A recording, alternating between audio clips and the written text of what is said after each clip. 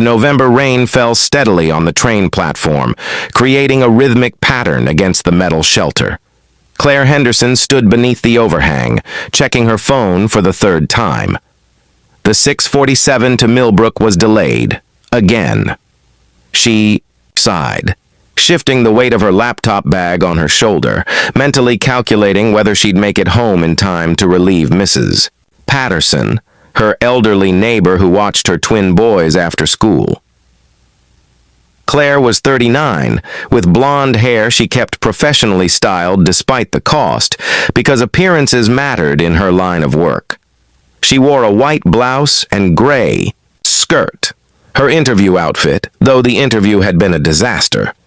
The position she'd applied for, marketing director at a tech startup, had gone to someone younger, someone without the complication of two 9-year-old boys who needed her home by 6:30 every evening.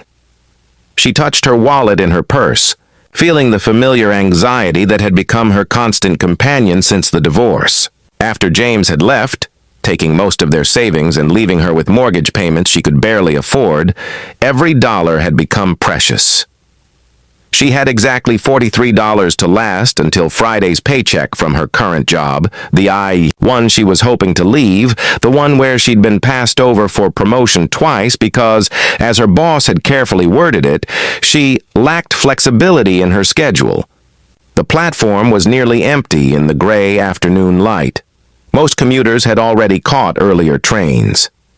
Claire noticed only a handful of people scattered along the platform, an elderly man reading a newspaper, a teenager with headphones, and a man sitting on a bench about 20 feet away. The man looked to be in his late 30s or early 40s, with shoulder-length brown hair that was damp from the rain. He wore a simple cream-colored t-shirt and worn jeans, and even from a distance, Claire could see that his clothes were soaked through. He sat with his elbows on his knees, his head in his hands, the picture of despair. Claire tried not to stare, but something about his posture, the absolute defeat in the curve of his shoulders, tugged at her attention. She recognized that posture. She'd sat exactly that way the night James had told her he was leaving, when she'd realized she'd have to figure out how to be both parents to two little boys who didn't understand why Daddy didn't live with them anymore.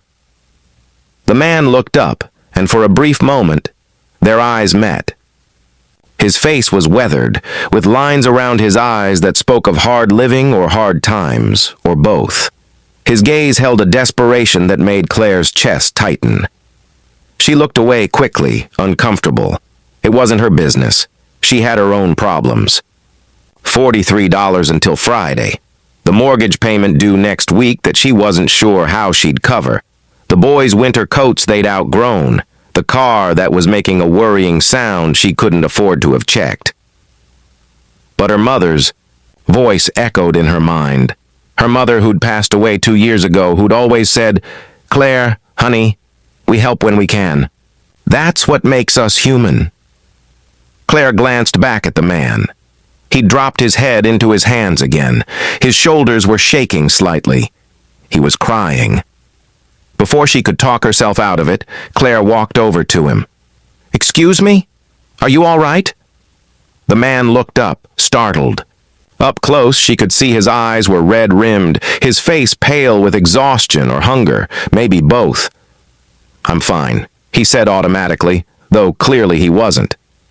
"Sorry, I'm fine." "You're soaked through," Claire said gently, "and you look like you could use some help."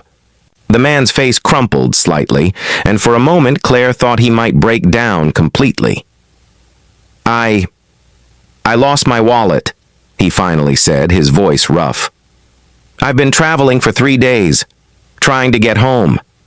I was sleeping at the last station and someone must have taken it while I was out. I had just enough cash to get here, but I need $10 more to get to Riverside." His voice cracked. "My daughter, she's been sick. I got the call 3 days ago, and I've been trying to get back ever since. She's 8 years old and she needs surgery, and I just need to get home to her." Claire's heart clenched. 8 years old, close to her boy's age. She imagined what it would be like if one of them was sick and she couldn't get to them. "Do you have anyone you can call?" she asked. No phone. That was in my wallet, too. He looked at her with eyes full of shame and desperation. I know how this sounds. I know you have no reason to believe me, but I swear I'm not some con artist. I'm just a father trying to get home to his little girl. Claire stood, there in the rain, aware of every reason she should walk away. The world was full of stories, full of scams. She had 2 children depending on her, and she couldn't afford to be foolish with money. $43. 10 would leave her with 33. Could she make that work until Friday? But looking at this man's face, at the raw desperation and